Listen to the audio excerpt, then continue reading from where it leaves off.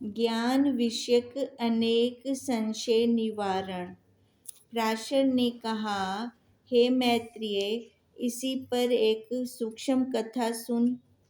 एक समय मैं वन विषय गया, परंतु उस समय मेरे मन विषय पराशर की लक्ष्य थी, न दूसरे की। मतलब क्या हुआ? हाँ, शरीर पे थे, है ना। मैं पराशर हूँ।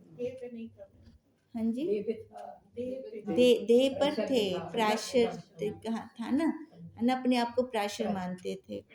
ना जानता था कि मैं कौन हूँ। जो मेरा नाम लेकर पुकारता तो मुझसे शब्द ना निकलता था। उस वन में तपस्वी बसते थे। उन्होंने ऐसी मेरी अवस्था देखकर जाना कि यह मृतक है। उन्होंने लकड़ी इकट्ठी कर मेरा शरीर चिता में डाल दिया और अग्नि लगा दी, परंतु लकड़ी जलती थी और मैं होश में न था तथा कुछ भी मुझको अग्नि का स्पर्श नहीं हुआ। तू इंद्रियों के पालन में बंधा है, कहता है मैं देह से मुक्त हूँ, कैसे प्रतीत करूं?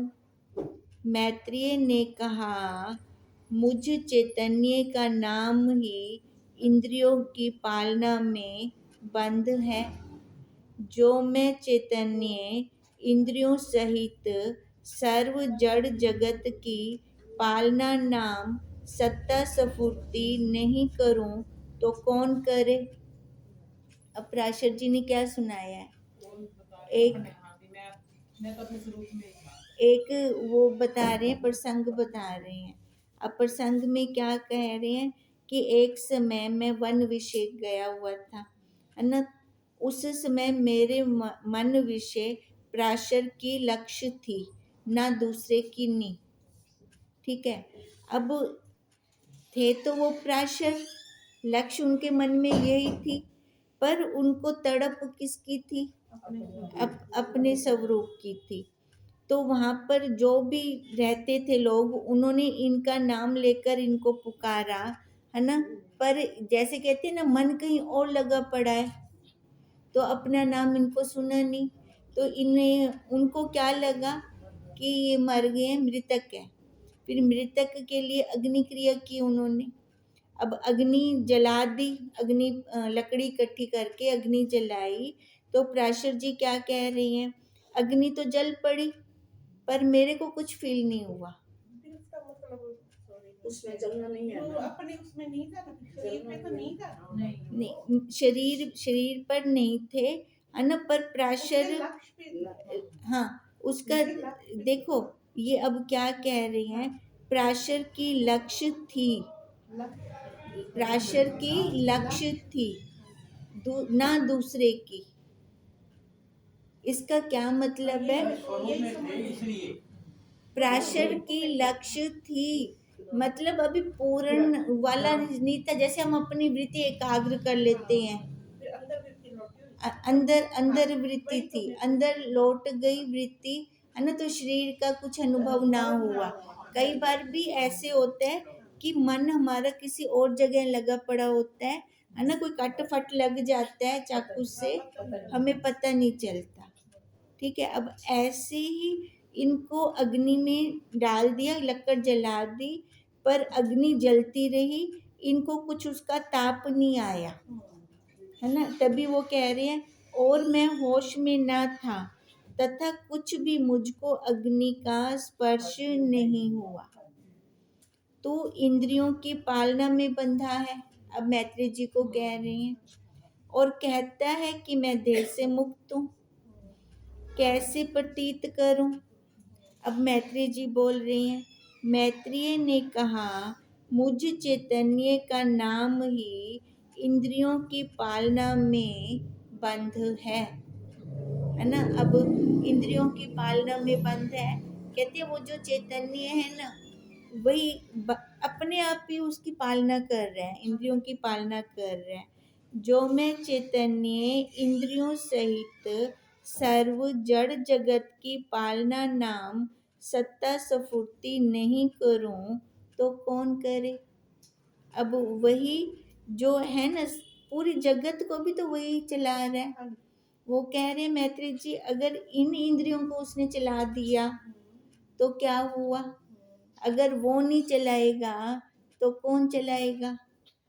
जैसे धागे कर मणियां बंधन में रहती हैं, तैसे मुझ चैतन्य धागे कर यह नाम रूप मणियां ठीक ठीक बंधन में रहती हैं। वो बांधा किसने हुआ है, उस साक्षी ने, उस चैतन्य ने। अर्थात मेरी सत्ता स्फूर्ति से स्फुरण होता है। हे प्राशर, तुम ही धर्म पूर्वक कहो, मैं साक्षी आत्मा देह से भिन्न स्वतः सिद्ध स्वरूप से हूँ व यतन साध्य हूँ। अब प्राशर को क्या कह रहे हैं, क्या मेरे को बताओ। हाँ भी आप बताओ, मैं कोई यतन करके साक्षी चैतन्य हूँ या स्वतः हूँ। जो स्वरूप से हूँ तो मेरा कहना भी सफल है और ना कहूँ तो भी सफल है, क्योंकि उसमें कहना नहीं है ना कुछ।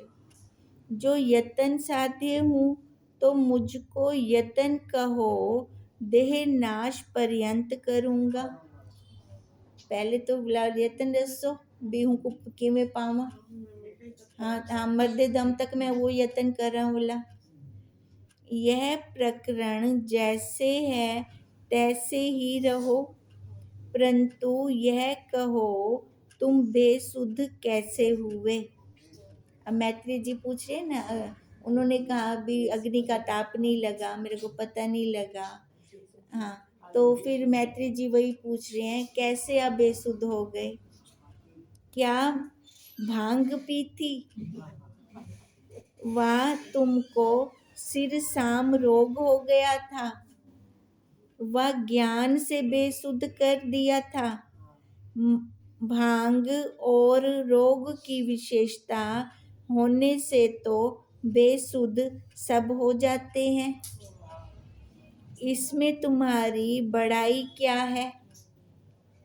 जो ज्ञान से बेसुध हुए थे तो तुमको ज्ञान हुआ ना हुआ एक महान रोग हुआ। ज्ञान को भी काट दिया। अब मैत्री जी क्या कह रही हैं, भी आप पहले तो मेरे को ये बताओ कि बेसुध कैसे हुए थे, है ना।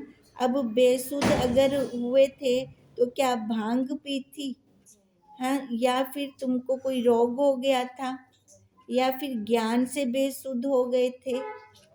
अब भांग और रोग की विशेषता होने से बेसुध तो सभी हो जाते हैं, इसमें तुम्हारी बड़ाई क्या है ना, कोई बड़ाई तो नहीं है ना। जो ज्ञान से बेसुध हुए थे तो तुमको ज्ञान हुआ ना हुआ एक महान रोग हो गया। अब ज्ञान को भी वो क्या बोल रही हैं, रोग बोल रही हैं। अन्य पुरुषों की प्रवृत्ति कैसी होगी, ज्ञान से कोई भी वर्तमान में विद्वान बेसुध होता देखा नहीं है। अब देखो, जब तक खुद की अनुभूति नहीं होती ना, तब तक हम क्लियर बोल नहीं सकते, नहीं समझ। अब वही बात है ना, इनको अभी तक अपनी अनुभूति नहीं हुई मैत्रेय जी को, तो वो कैसे उसको स्पष्ट करें, कैसे बोलें। अब मैं प्राशर जी को क्या कह रहे हैं, भी कोई बीमारी हो गई होगी, है ना, ऐसे तो कोई बेसुध होता नहीं है ना। कोई सुना है जान करके भला ही बेसुध होवे व होशमंद होवे।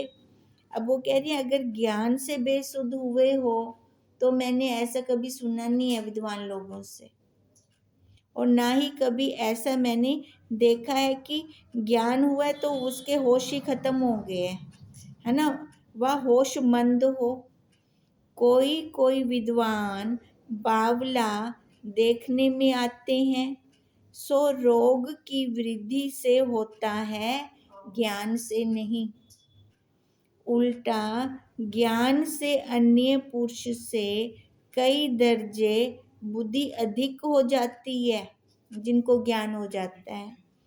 कहो तुम बेसुध कैसे हुए?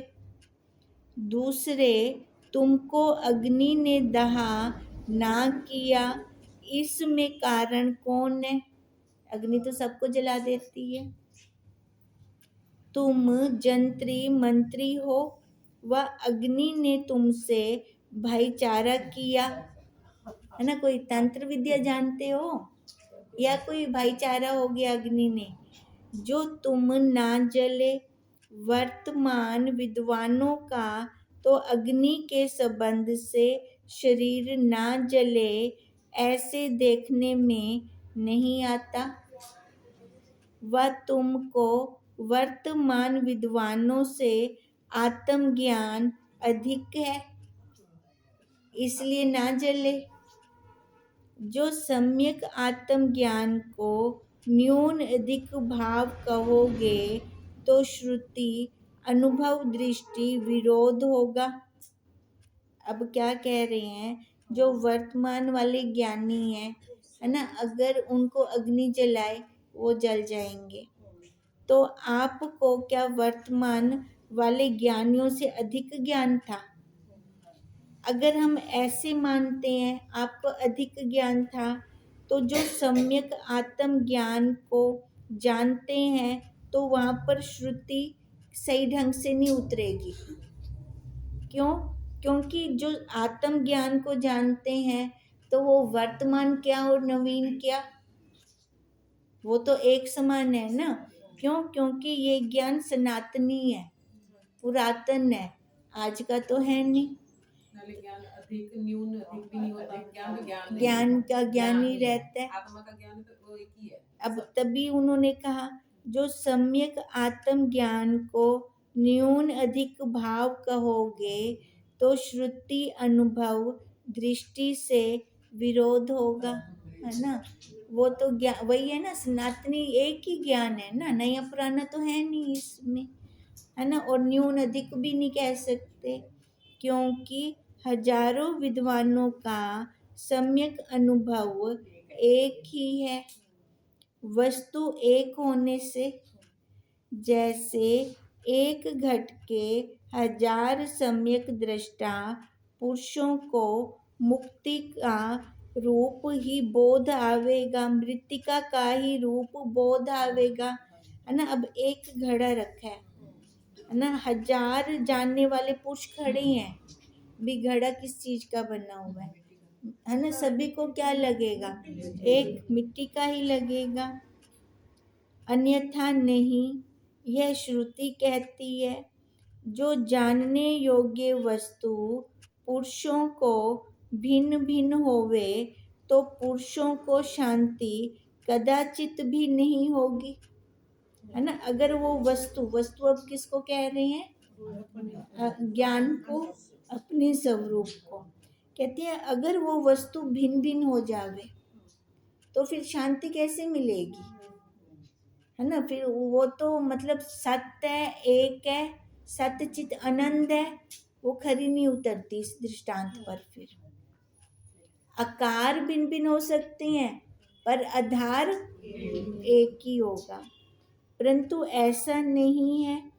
ब्रह्मा से लेकर चींटी पर्यंत सर्व का स्वरूप अखंड सच्चित आनंद साक्षी आत्मा एक ही बंध मोक्ष से रहित निर्विकार निर्विकल्प है, दूसरा नहीं, है ना। ब्रह्मा से लेकर चींटी तक आकार अलग अलग है पर सबका स्वरूप एक है। इसी से ही सर्व जीव अपने आनंद से आनंदी हैं। अब उनको किसी बाहर का आनंद नहीं चाहिए। ब्रह्मा आदिकों के आनंद की इच्छा भी वो नहीं रखते। अब जिसको अपना आनंद आ गया ना, उनको सामने से ब्रह्मा विष्णु शिव आ जाएं तो भी वो अनुभूति नहीं आएगी,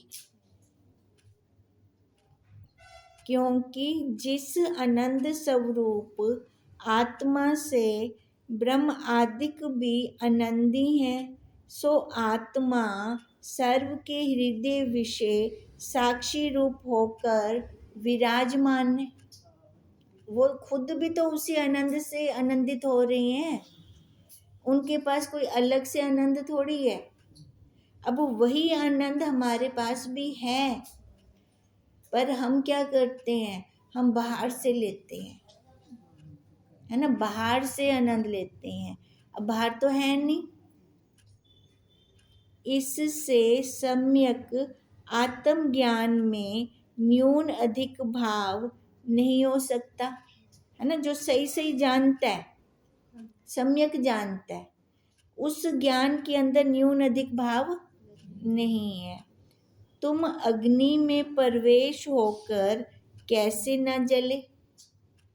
प्राशर ने कहा, प्रहलाद नहीं जला था, ऐसे हम भी नहीं जले, सीता माता भी नहीं जली थी, अग्नि परीक्षा दी थी, है ना, नहीं जली थी। मैत्रेय ने कहा, प्रहलाद भेद उपासक था, अपने इष्ट को अपनी रक्षा करने वाला अपने से भिन्न जानता था, इसी से तिसकी रक्षा होती थी।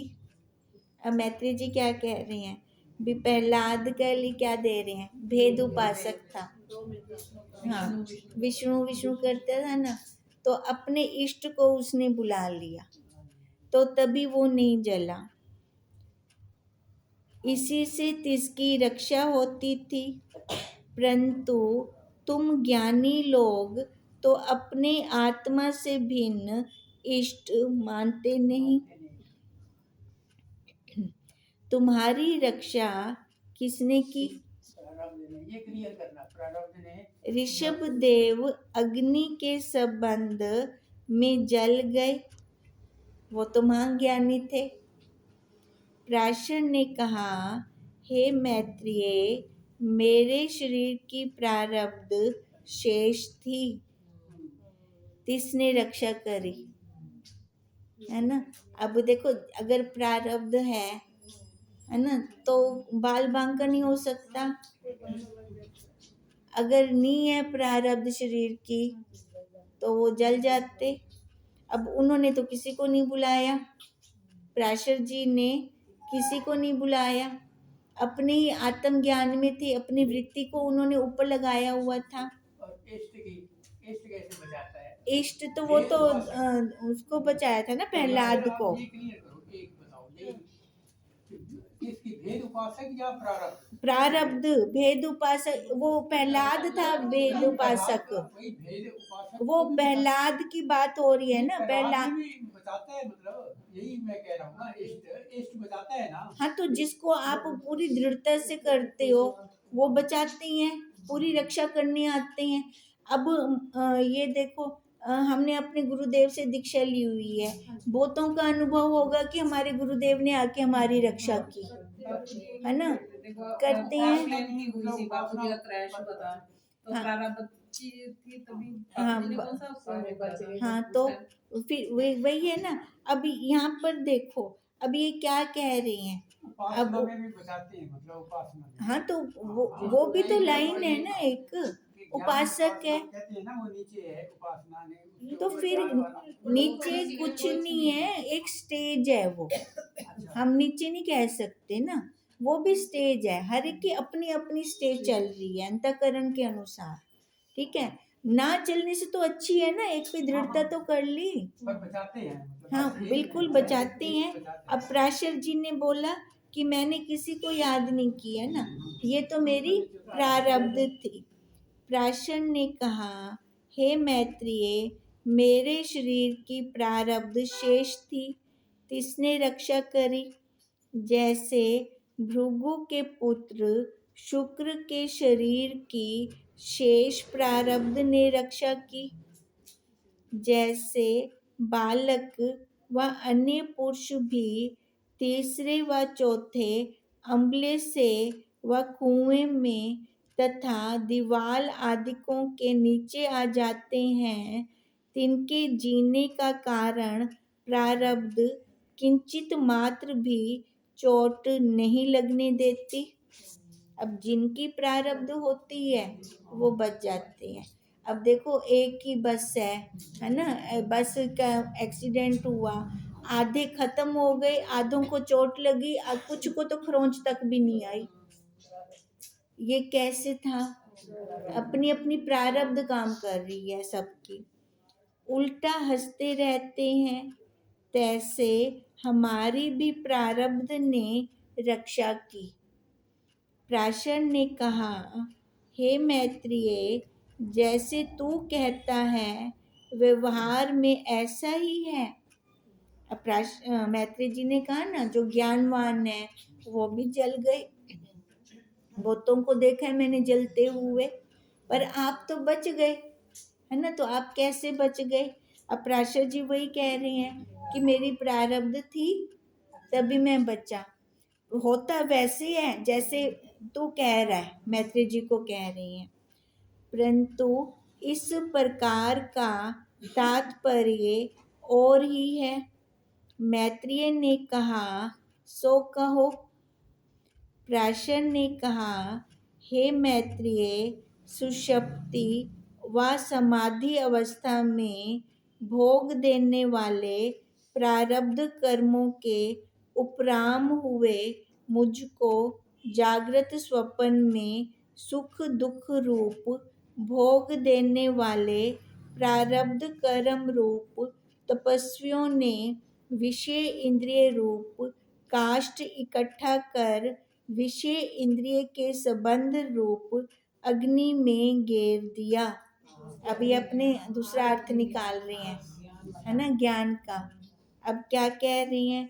प्राशर जी ने कहा ना, पर इसका तात्पर्य कुछ और है ना। अब उन्होंने कहा ना, मैं एक कथा सुनाता हूँ, प्रसंग सुना रहा हूँ, उसको सुनो, है ना। कुछ लोगों ने मेरे को इकट्ठा कर अग्नि के ऊपर जला दिया, लकड़ियां इकट्ठी कर ली, फिर उसके ऊपर जला दिया, देखा कि ये मृतक है ना। अब इन्होंने तो अपना प्रसंग बताया, मैत्रेय ने वो व्यवहारिक वाला ले लिया, है ना। अब प्राशर जी अब असली प्रसंग फिर से बता रहे हैं भी, इनका और प्रकार का तात्पर्य ही है। फिर मैत्रेय ने कहा, जो और है तो वो कहो। अब प्राशर जी ने कहा, हे मैत्रेय, सुषुप्ति व समाधि अवस्था में भोग देने वाले प्रारब्ध कर्मों के उपराम हुए।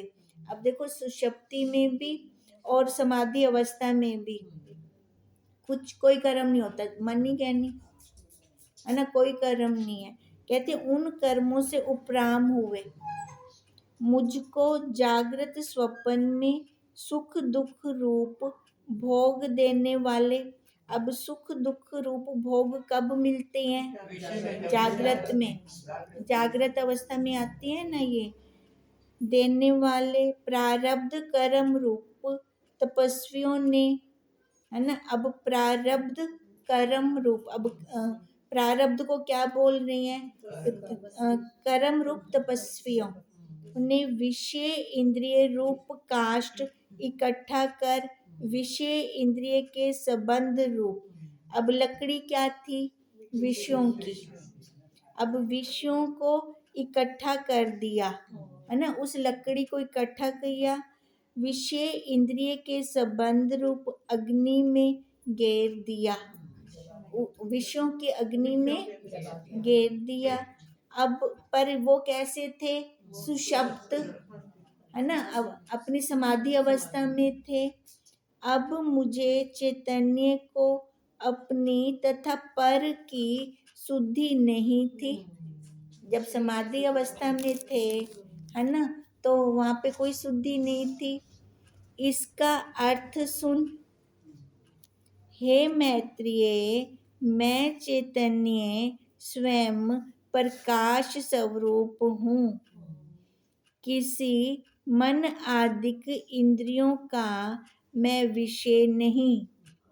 उन्होंने विषयों की अग्नि में घेरा ना, पर अब सुषुप्त अवस्था में थे तो इसलिए उस अग्नि ने नहीं जलाया।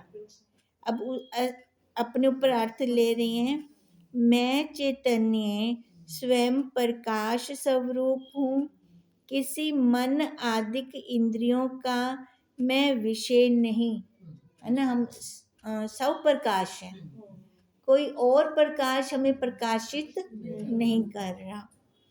अपने आप भी मैं अपने आप का विषय नहीं, है ना। भी अपने आप भी मैं कहूँ मैं कर रहा हूँ, इसको सत्ता दे रहा हूँ, अपने आप कहते हैं नहीं, वो भी नहीं। आत्मा श्रेय आदि दोष तथा अवार्ड मानस गोचर होने से यही मुझको सब पर की शुद्धि नहीं थी, है ना। उनको कोई शुद्धि नहीं थी ना। मुझको अग्नि ने नहीं दाह किया, इसका अर्थ सुन।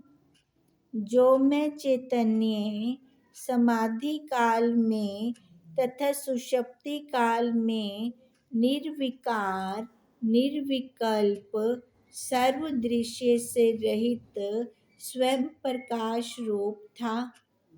अब अग्नि, विषयों की अग्नि ने नहीं दाह किया, क्यों? समाधि में था या अपने शक्ति में था? अपने आप में था, है ना। कैसी थी वो अवस्था? सुषुप्ति काल में निर्विकार निर्विकल्प सर्वदृश्य से रहित स्वयं प्रकाश रूप था। सोई मैं चैतन्य जागृत स्वप्न आदिक अवस्था में तथा विषय इंद्रियों के संबंध रूप अग्नि में असंग निर्विकार था। अन्यथा भाव मैं चैतन्य कदाचित भी नहीं होता।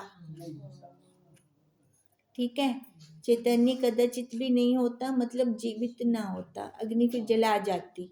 अग्नि विषयों की अग्नि, है ना। अब ये देखो, अब पराशर जी यहाँ क्या कह रहे हैं कि जैसे सुषुप्ति के अंदर, है ना, या समाधि के अंदर अगर हमें कोई आवाज लगाता है तो हम प्रतिक्रिया नहीं करते।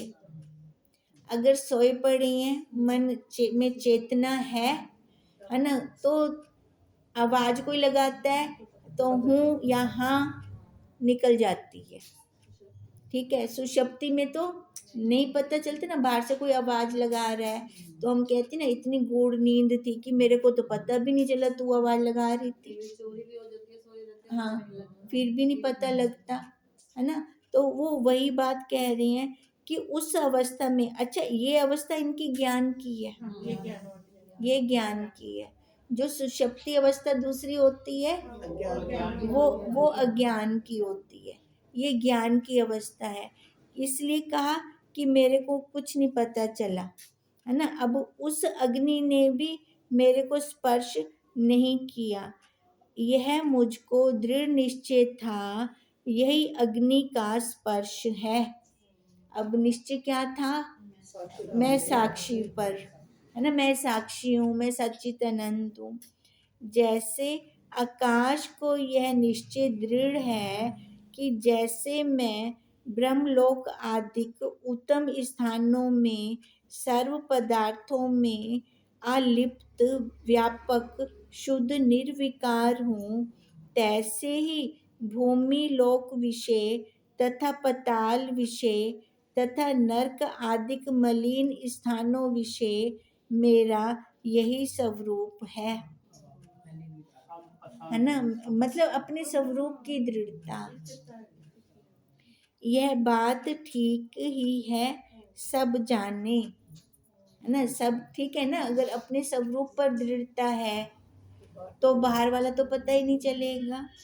इससे हे मैत्रेय, जो तू चैतन्य आत्मा जगत की उत्पत्ति से आदि निर्विकार निर्विकल्प था, सोई तू चैतन्य अब वर्तमान में भी है।